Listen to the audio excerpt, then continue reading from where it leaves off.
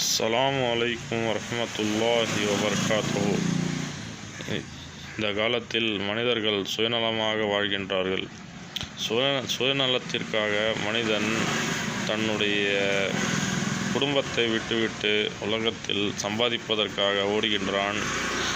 பிறர் நன்றாக வாழ்கின்றார்கள், பிறர் வீடு கட்டுகின்றார்கள், பிறர் வண்டி வாங்குகின்றார்கள், புது கார் எடுக்கின்றார்கள், புது பைக் எடுக்கின்றார்கள் என்று நாமும் அதனை ஆசைப்பட்டு எடுப்பதற்காக ஆசைப்படுகின்றோம்.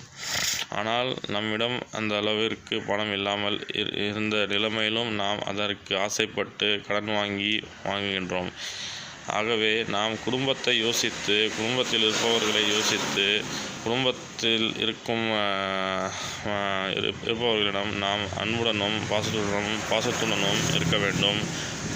பொதுநலத்தை கருத வேண்டும். சுயநலத்தை கருதி வாழாமல் பொதுநல